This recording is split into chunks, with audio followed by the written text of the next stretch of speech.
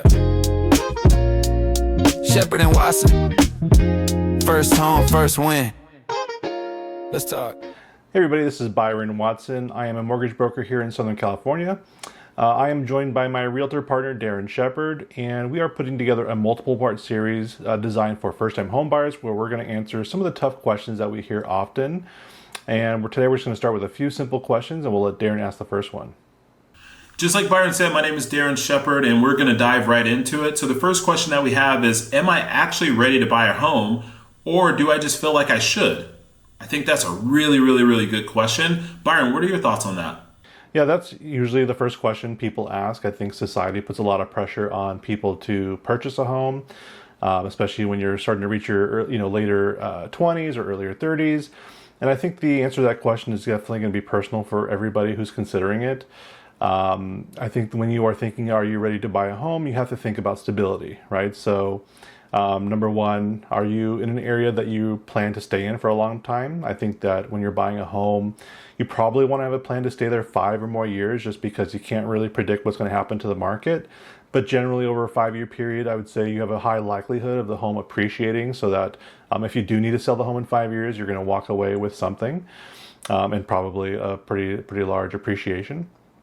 And then also with your job stability, like, can you see what you'll likely be doing in 5 years?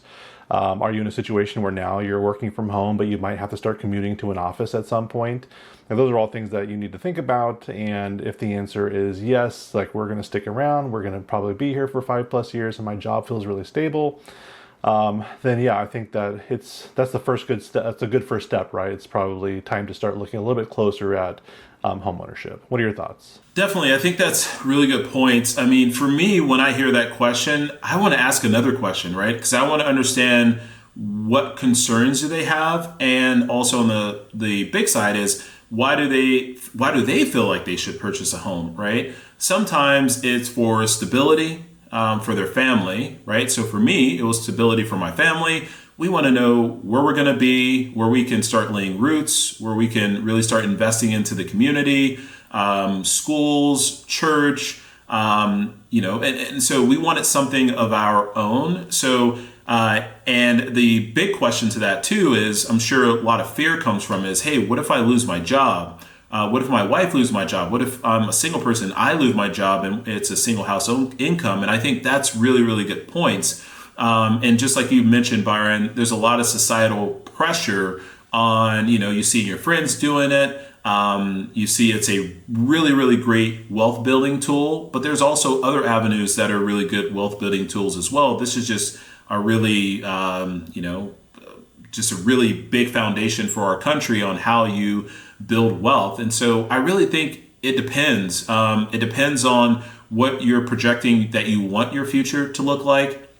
Depends on, are you okay with your job and are you comfortable staying in that position? Do you have savings? All these different attributes to know if you actually should purchase a home, because you could have those things. You could be financially set. You could have a really solid job. But there could be other dreams and other goals that you have that housing doesn't really line up to that, not yet, right? Or if you're planning on staying in the community, or if you're maybe going back to school. So I think it's really not a yes or a no answer to this. I really just feel like it depends, and I would love to have a deeper conversation with that person to really understand why they think they should, and then what are some of their concerns, so we can really dig deeper into that.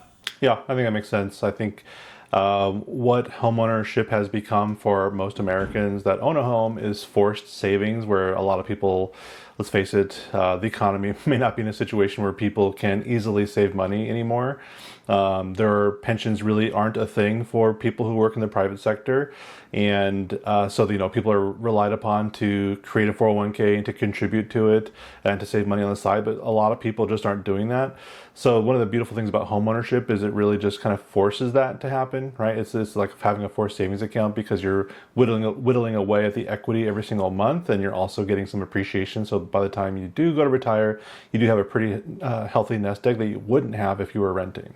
right? So that's definitely the reason why homeownership makes sense financially.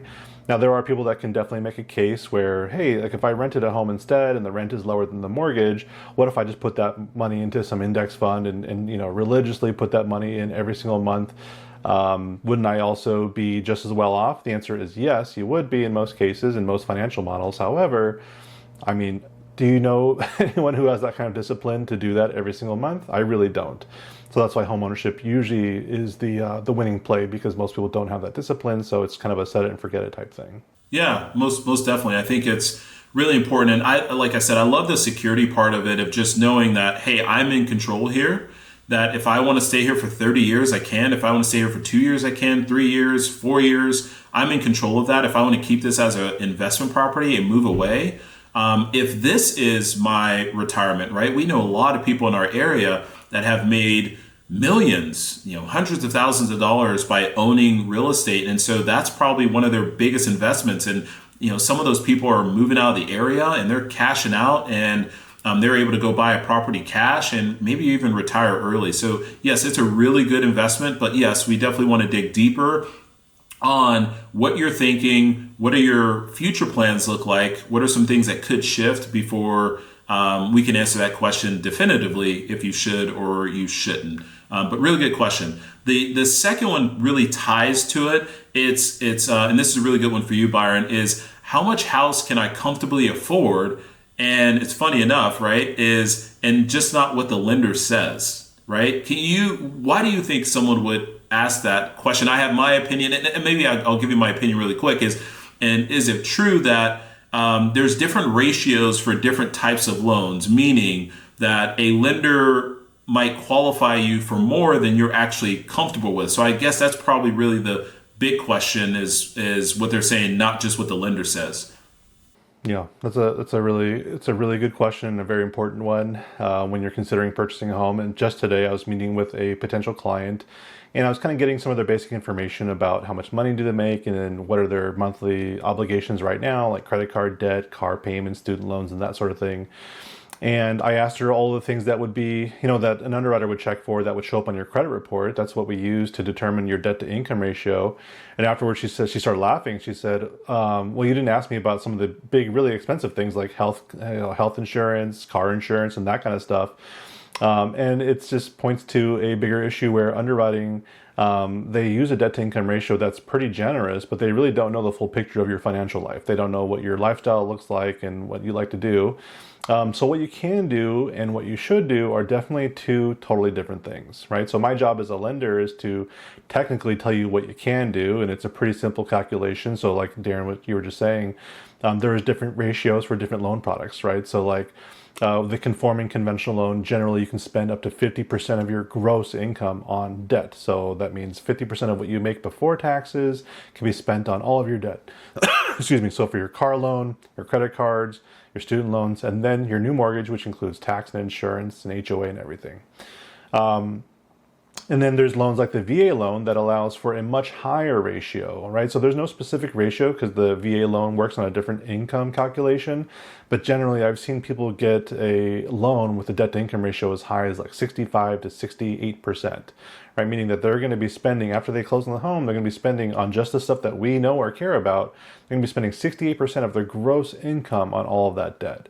Right, so those are, I've seen people take those loans, and I warn those people like, hey, look, this is putting you into a really bad spot. So I hope that you have other sources of income that you're just not telling me about, or you plan to have a roommate you're not telling me about, because people are definitely, the mortgage companies are definitely allowing people to get into a lot more debt than maybe they should. So when I'm talking to clients, I always tell them what they can do, but then when we talk about what they should do, it's really a matter of looking at like what are they paying right now for rent. And then what are they able to save every month, right? So if they're telling me, hey, I'm comfortably saving $3,000 a month every month, then I know that I can take what they're paying in rent and maybe we can add to it $1,000 or $2,000 per month to get them to a mortgage payment that they're comfortable with, right? Usually when I'm talking to people, it's also a good time to kind of go through the monthly budget and take a look at a couple months bank statements, line line by line and really look at where are we spending our money. A lot of my clients are oftentimes surprised at how much money is being spent on little things they don't even notice, right? There's that joke that people say where it's like, oh, I wasn't able to buy a home because of my Starbucks habit.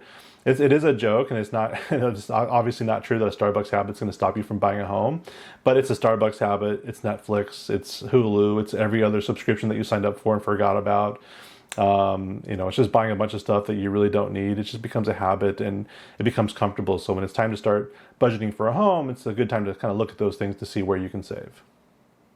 Yeah, that's a really big one. And for us, that's why we love to connect our clients with a mortgage advisor like yourself, is so they can really slow down and take that approach so they feel comfortable and confident looking at properties. And so I always make the analogy is when we're looking at properties, I want someone to say, hey, here's a really nice home that we absolutely love, but this is going to cost me, 3 vacations this year or next year, right? And if I buy this home, I keep my lifestyle. We can still go on those 4 vacations.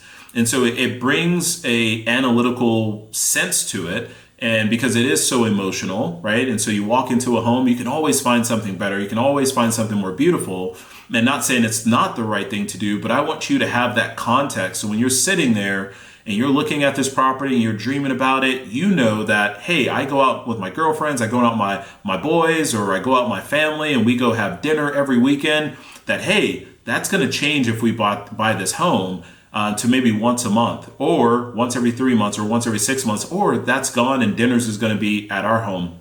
So I want them to really quantify all that information so they're able to make the right decision when they're looking at purchasing a property. So I think it's amazing that you walk people through that process, because it really helps us help the client make really clear decisions. And so they understand that what they're getting into, depending on the properties that they're looking to purchase.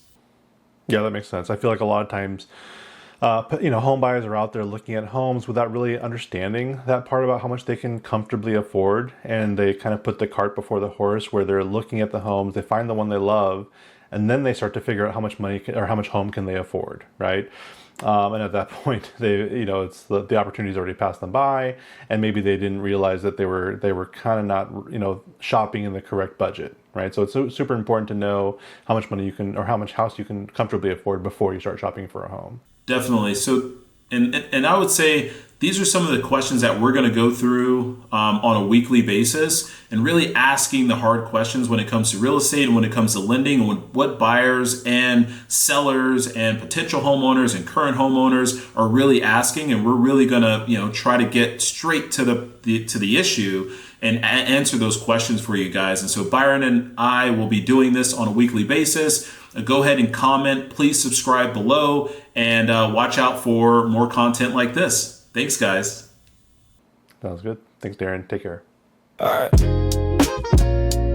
Shepherd and Watson. First home, first win. Let's talk.